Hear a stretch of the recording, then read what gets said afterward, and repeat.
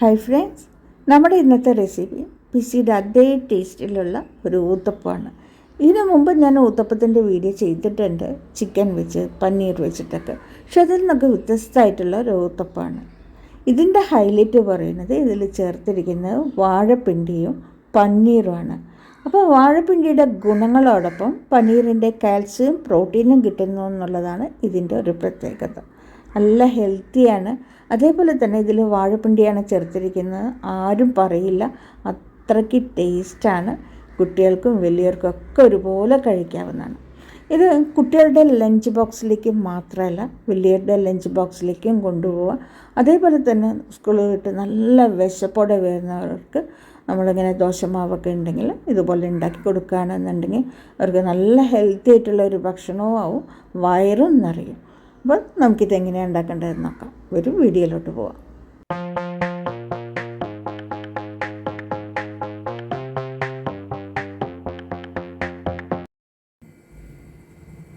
ചീഞ്ചട്ടിയിലേക്ക് നമുക്ക് കുറച്ച് എണ്ണ ഒഴിച്ചെടുക്കാം. 2 ടേബിൾ സ്പൂൺ എണ്ണ നന്നായിട്ട് ചൂടായിട്ടുണ്ട്. ഇനി നമുക്കിതിലേക്ക് 2 സവാള പൊടിയായി അരിഞ്ഞത്, 1 കഷ്ണം ഇഞ്ചി പൊടിയായി അരിഞ്ഞത്, 1 തുടം വെളുത്തുള്ളി പൊടിയായി അരിഞ്ഞത് ചേർത്ത് കൊടുക്കും. വലുതാണെങ്കിൽ 2 കേട്ടോ, ചെറുതാണെങ്കിൽ 3 എടുക്കേണ്ടി വരും.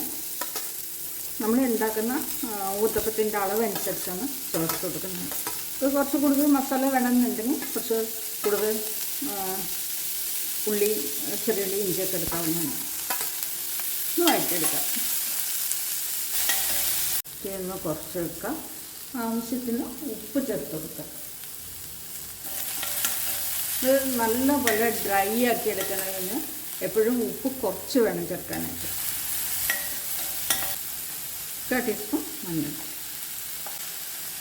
ടീസ്പൂൺ മുളക്, 2 ടീസ്പൂൺ മല്ലിപ്പൊടി,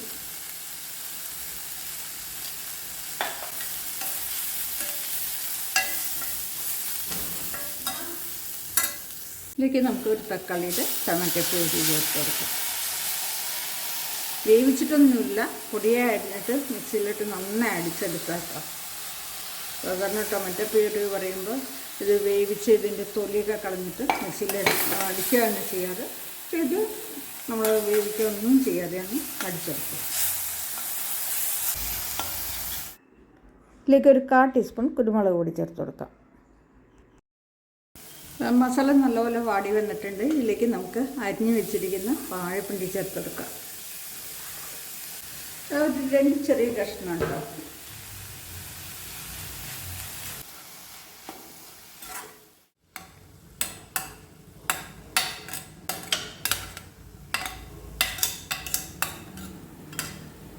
കുറച്ച് വെള്ളം ഒഴിച്ചതൊന്ന് വേവിച്ചെടുക്കാം. ഒന്നാമത് ഇതിനധികം വേവില്ല, പിന്നെ ഇത് തിളച്ച് വരുമ്പോൾ ഇതിൽ നിന്ന് വെള്ളം ഊരി വരും. അപ്പോൾ കുറച്ച് മാത്രം ചേർത്ത് കൊടുക്കാം കേട്ടോ.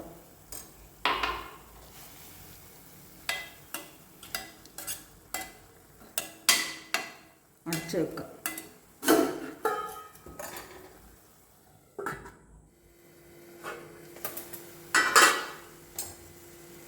നന്നായിട്ട് ഡ്രൈ ആയിട്ടുണ്ട്.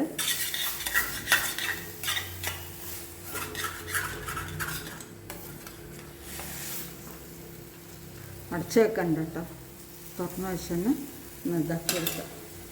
മൊടിയിച്ചെടുക്കാം. എണ്ണ ഒഴിച്ച് കൊടുക്കുന്നുണ്ട്.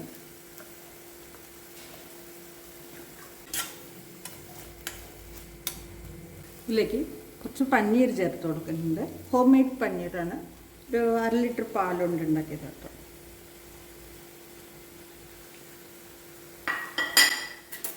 മിക്സ് ചെയ്ത് കൊടുക്കുക.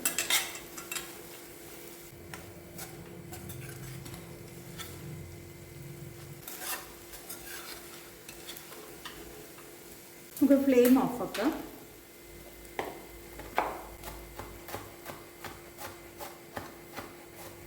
മല്ലിയില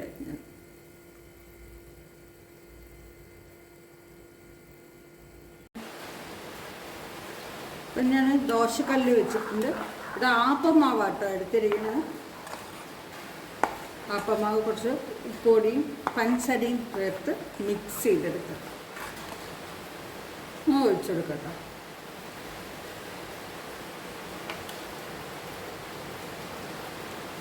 പരത്തണ്ട, ചെന്നിട്ടുണ്ട്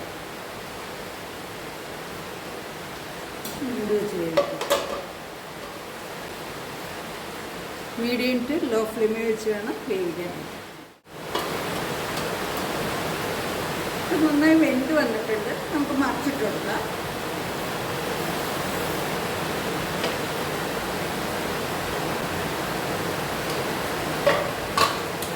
നല്ല മഴയാട്ടോ. ഞാൻ പറയുന്നത് എത്രത്തോളം കേൾക്കുന്നുണ്ട് എന്നറിയില്ല.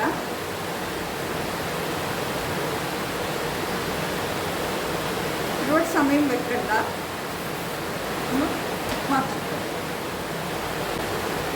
നമ്മൾ ഉണ്ടാക്കി വെച്ചിരിക്കുന്ന വാഴപ്പിണ്ടി പനീർ കേക്ക് ഇതുപോലെ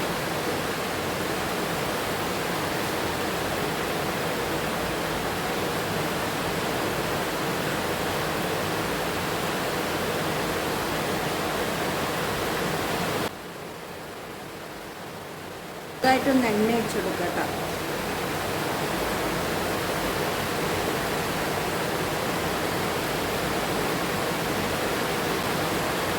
രണ്ട് മിനിറ്റ് മൂടി വെക്കാം.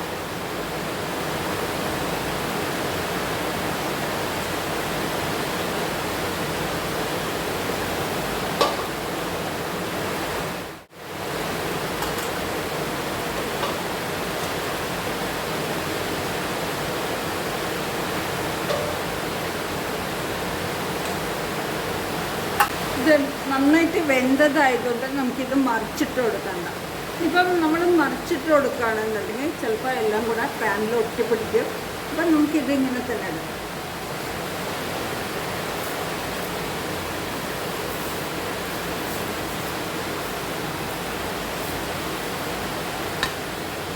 ഇനി ബാക്കിയുള്ളത് ഇതേപോലെ ഉണ്ടാക്കിയെടുക്കാം.